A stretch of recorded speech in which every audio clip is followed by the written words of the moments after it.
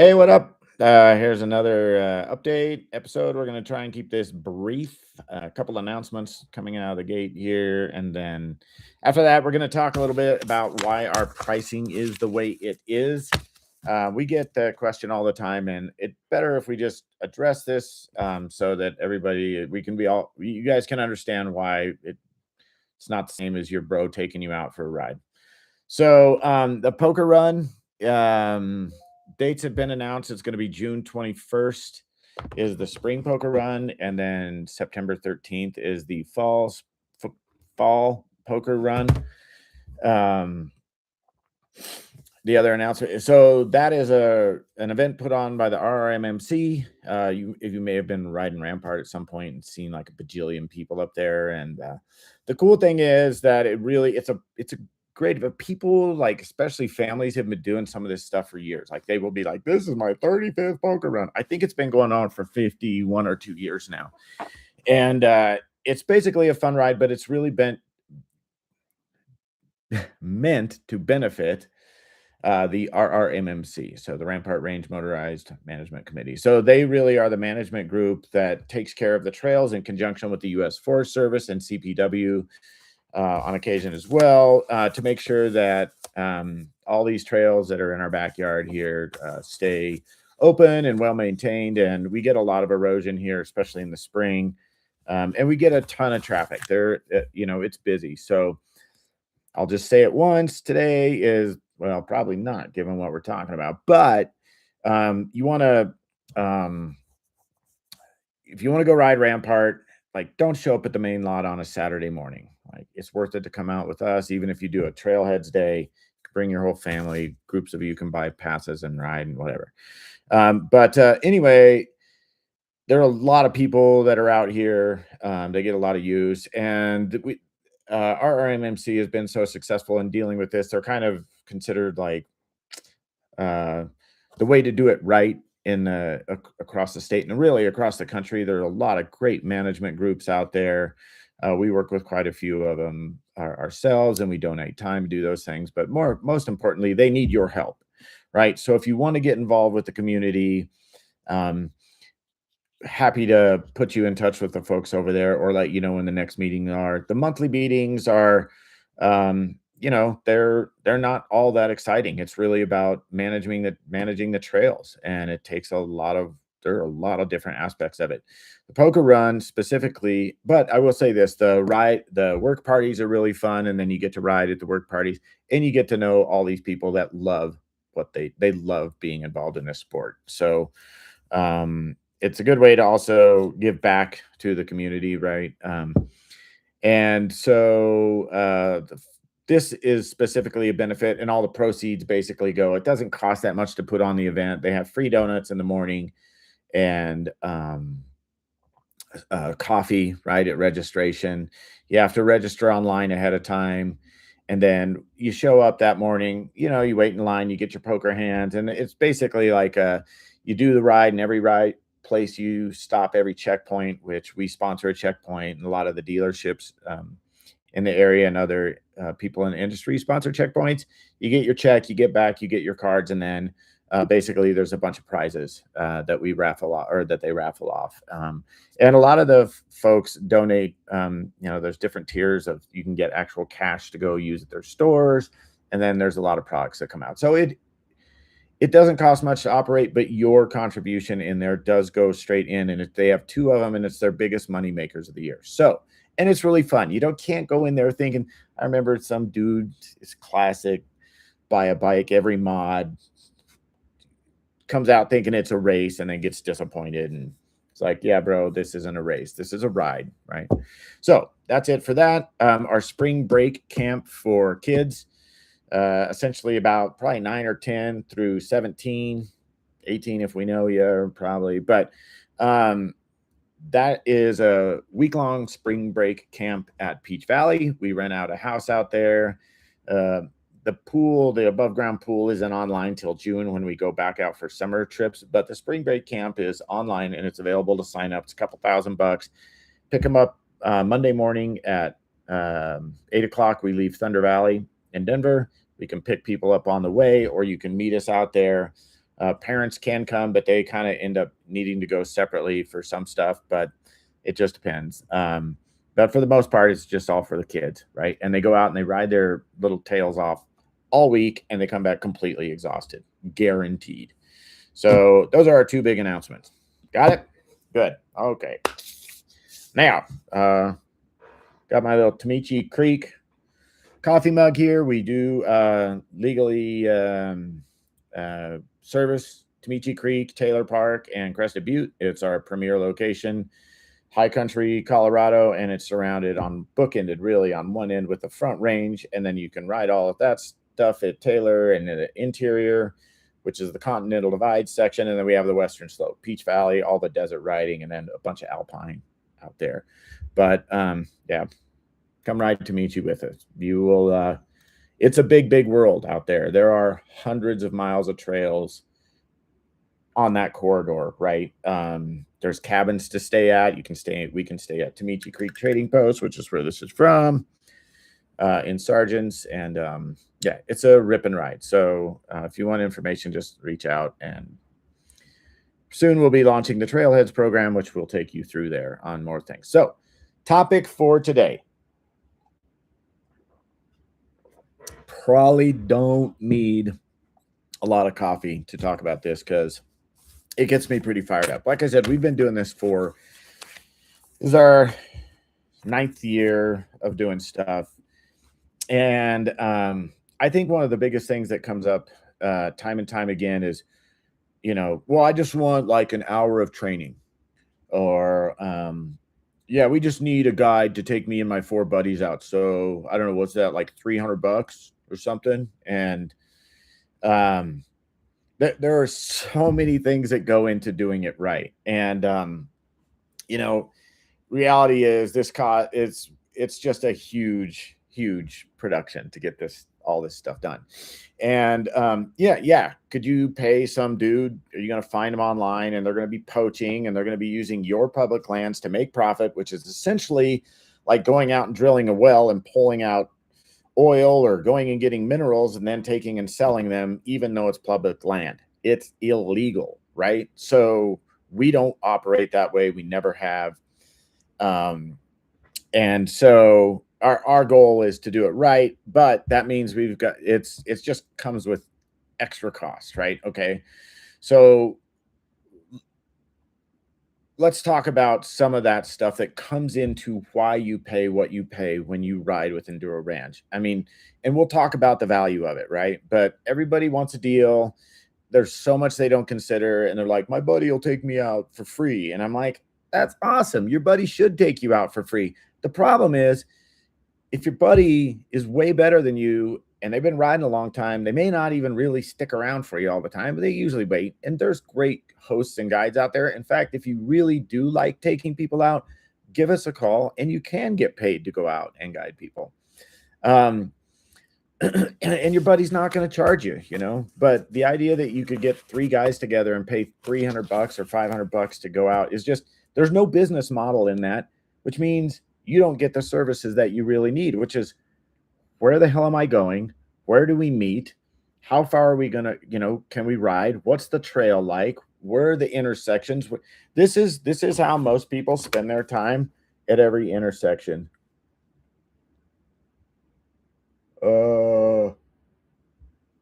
I think I did this last podcast too. Like, which way do we go? So that's not how we roll. Granted, I've been in that position before, and but it's not what we do as guides, right? So you go there, you know where you're going to go.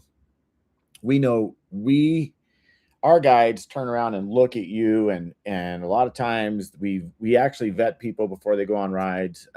For training, it's totally different, right? Our coaches they are there to help you ride better, right? So whether in a trail situation, the thing we hear probably more than anything else is, I'd say it's like, man, that was so fun. I can't believe we did all that in one day. Or, that's probably the general reaction. This was so worth it. This was so worth it. I'm so glad that we just did this, right? That's kind of the usual sense that we get, because people come out and they get to ride and ride and ride, right? You get to ride. You don't have to worry about, and then you've got like Ian out there, and I mean, just all of our guys, right? They're watching the weather, they're watching the conditions. We're making it the best possible ride you could have. It literally, last year, Ian had people all over the plateau and they avoided the storms the whole time. They were riding on wet dirt. And I think they were out for probably 40, 50 miles, right? So that's what you pay for. And in the coaching scenario, the number one thing I think we hear more than anything, and it's always such a huge reward, is when someone comes out, especially for private instruction, right? They pay $675 to come out for a day of private instruction. And I don't want to say almost every time, because it's not every time, but the one thing we hear more than anything else is, oh, wow, that's worth it. That one thing was worth every dime that I paid today.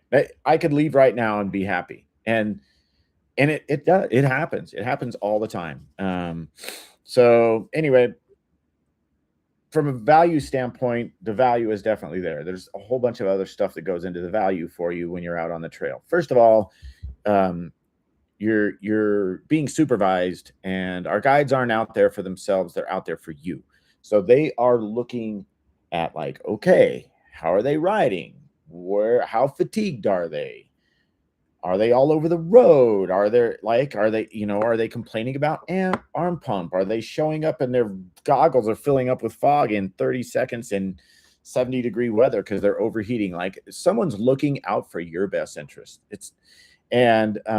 That's huge, right? And they also, if things get gritty, they can take the bike up for you if they need to, or they know the areas well enough that it's like you go and then you bonk, right? You're like, oh shit, I fell down, or I just tapped out on this last section because I was riding too hard, whatever it is, right? Especially when you come up to elevation, right? You're riding above tree line and you're from North Carolina, you're like, you're gonna get winded, right? And it can make people bonk. So our guys are like, how are you doing? Where are you at? You're spent. Let's go back down the hill.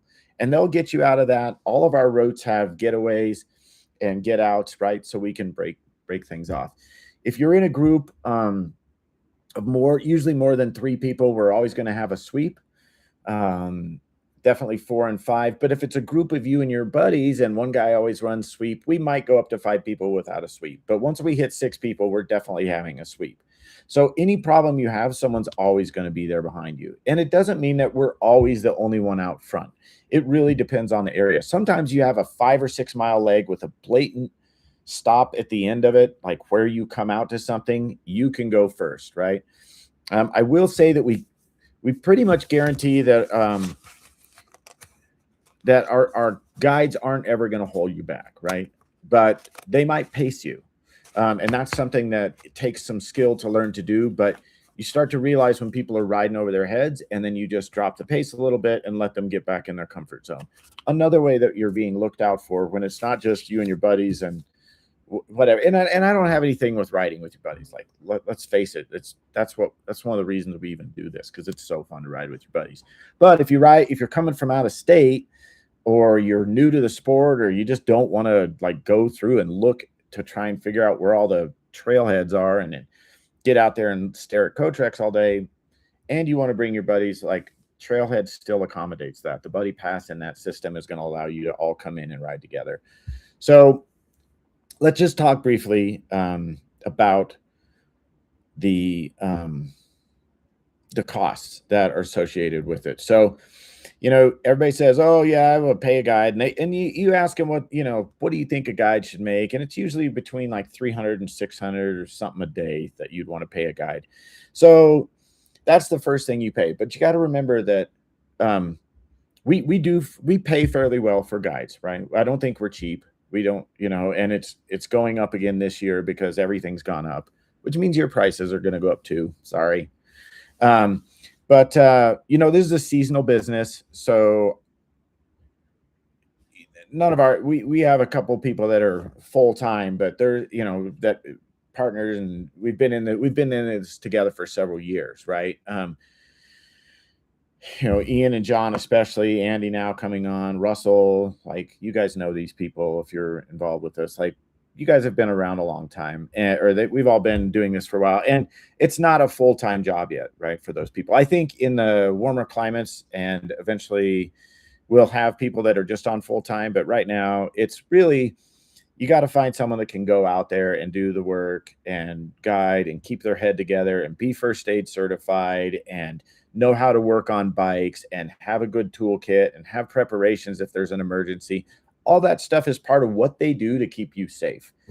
And so all of a sudden you're like, yeah, I give you $100, like whatever. If you want to go with those clowns and go huck bikes or whatever, you could go on Craigslist and find some guy that wants to take you out, go for it. But I'll put one of our guys up against them anytime, whether it's riding, mechanic work, or just being good, honest people, humble, and helping you ride better and further in a safer manner. So these guys have to, a lot of times you have to look at the whole component of the bikes. And if we're bringing bikes for you, and then you've got to prep the bikes, you have to maintain the bikes, you have to haul the bikes. So for one day of coaching or guiding, especially if you're bringing a bike, but even if you're not, there's an hour to get ready and then an hour to come in and back and unload. And even if you're a super styly guy that's got all this stuff in the truck or the van or the trailer and you just walk out, you're still going to probably get fresh water, still got to get your food, still got to make sure your gear's all there. Like there's still a whole system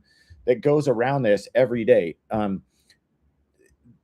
So it's more work than just, yeah, it's fun to go out and guide, but you're not riding for yourself out there. So you are being responsible, and that's in your head, right? You're not just like, I mean, we all love to go out and ride and guide and coach, but it's still a job, right? You're still working. So, and then on another thing that has to get paid for, that's not really, you don't really think about, is all the coordination, right? So, in addition to the hours that surround the day, think about all the other aspects. We got to answer questions. There are weather changes which could lead to location changes. There's rescheduling for people there. And then again, there's the bikes and things like that got to be there. So all those things take time. We got to make sure you have your insurance waiver signed, right? All that. And plus you might have the maintenance component, loading and unloading. And then you got to take a truck and a trailer, and then you got to store all this stuff. So all that stuff adds up. Another side of it is just the marketing, right? So we got to have a website. We got to be putting up videos, the social media, whatever, right? If you are on our social media and you're following us, you're like, it's a little sporadic, and it rightly so. This is like the most consistent thing we're doing right now, is this ridiculously long, me talking too much video.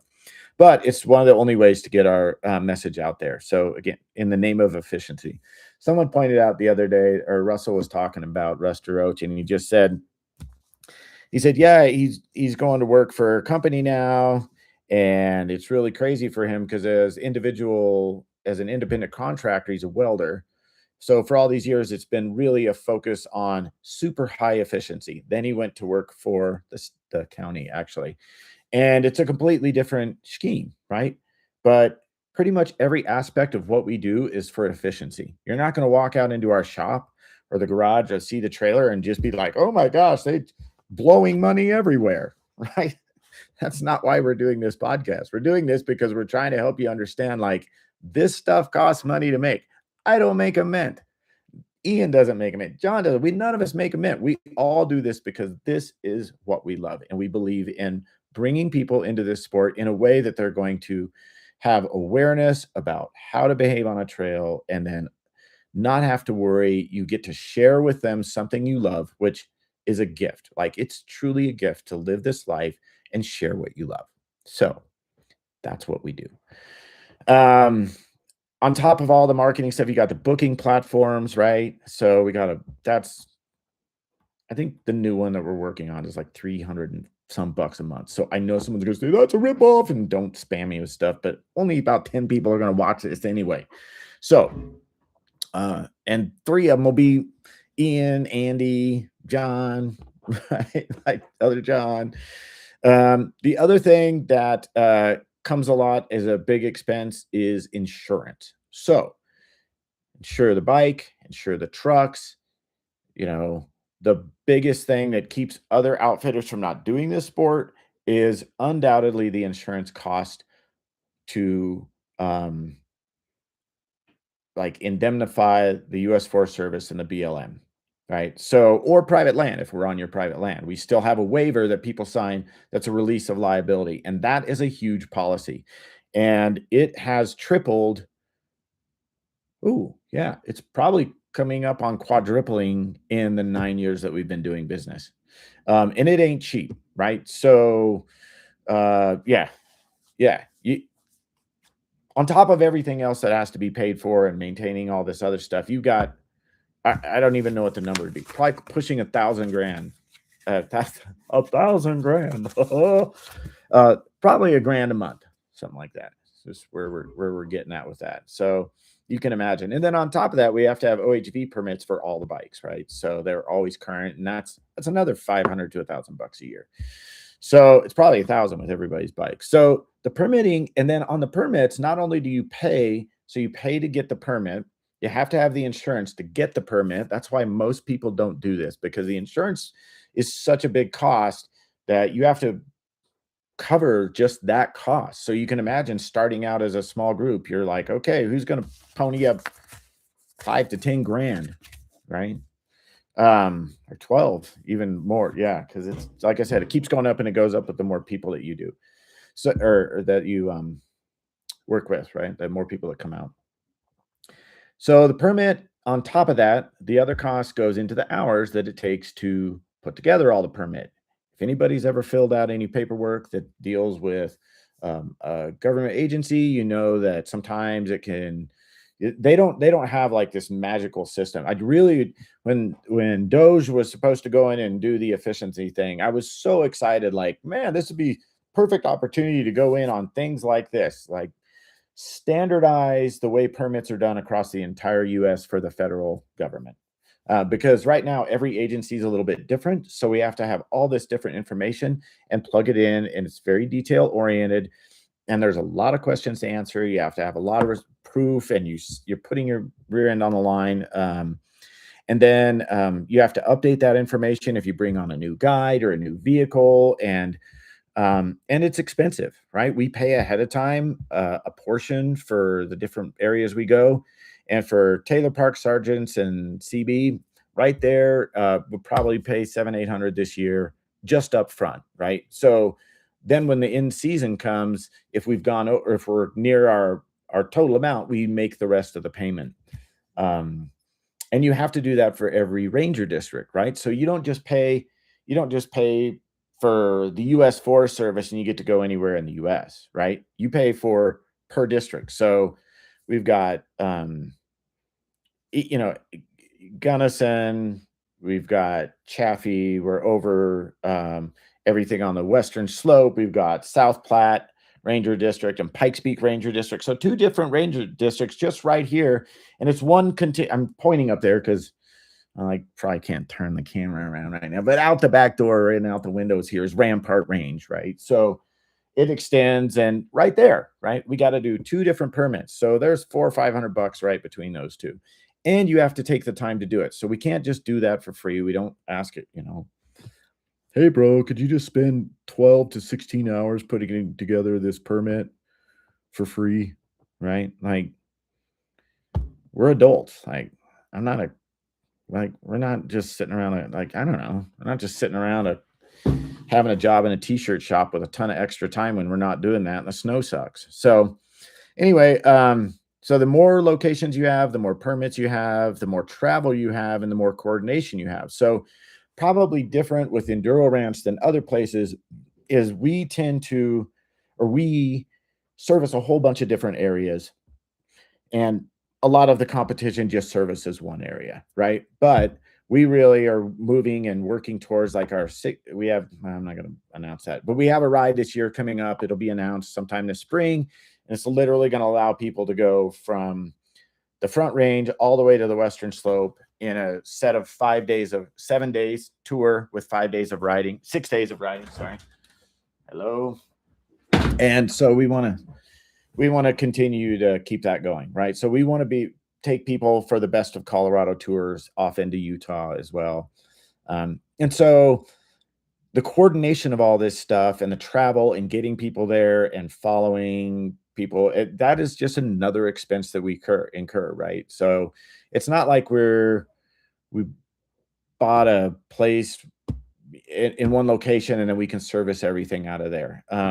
That would be really cool, but it would be one stop on what we do. So for those kind of things, we'll be at Taylor Park. We'll be down at Tamichi Creek, right? And there's a couple of Pitkin. We've got places we can stop in all those places and have that kind of experience. If you want to just stay in one place, that's probably where we'd go. They got cabins, campfires, the whole bit. It's awesome. It's fully epic, right? Moose and elk and fishing, and it's world class. It is. So long and short, it costs money to do that, right? Like being decentralized makes it more expensive, but it gives you the ability to come into Colorado, fly into Denver, you could fly into Aspen, fly into Montrose, and basically be hopping on a trail, lickety split. Grand Junction's another good place to fly into. Get on a trail and you can ride all over the state. One of the things that we do, we call it the Manny, because he really pioneered this method. He flew in, took our van, or he rented a truck then. I mean, it might have rented a van, but now you can rent our van. You come in, you fly in, you get on your bike. We outfit you here in Rampart, usually out of Denver, and we set you off in the van. You take off across the state, and you just meet guides at different points, right? And you get to go ride. It's a pretty epic program. And it can be probably 3 of you. You can put 3 bikes in the van and ride comfortably in the van with 3 people. 4, you're going to have to do a trailer, and that's different. So anyway, that is about it. In the end, we don't ride illegally. Our guides are first aid certified. They're locals. Like, they know this place. They would rather share it responsibly and respectfully and have people come out and not be blasting the trails and going way off and throwing trash and blah, blah, blah. We do ask you to always pick up a piece of trash when you're out there riding. Like, if you're at a parking area, pick up some trash, bro. It's a way more extensive experience for you. You don't have any worries. You're going to get back to the car. You're going to get back to home base. You've got someone watching out for you the whole time. And they're going to put you on trails that are suitable for you. So you're not going to get halfway into a trail and be like, oh, we'll just keep going. And then realize, like, oh, this is a 8-mile trail. We thought it was a 4-mile trail. And now it's 3 o'clock or 5 o'clock in the afternoon. And we're still like miles from something like that. Just, you don't want to avoid that. But what you do want to do is go out and ride your own pace. So pretty confident any of our guides are going to be able to match your pace. If not, we'll figure it out, right? But pretty much every guide is an A-class rider. So an A-class local too. That's the other thing, right? You know what it is. You could go out behind a B or a C rider that's a local and they'll smoke you because they know everything. And you're back there like, ah. So we got that. And yeah, you don't have to worry about navigation, and you can really just focus on riding and enjoying the experience. So I claimed that I could say that all to someone recently in 5 to 10 minutes. And now we're at 28 minutes and 35 seconds. So, or 43. So thank you for joining. I appreciate it. Yeah, I hope you're getting out and going riding soon. It's an awesome business. We love outfitting people and getting them out on the trails. It's really, right? It's what we do. So, ciao. See you out on the trails.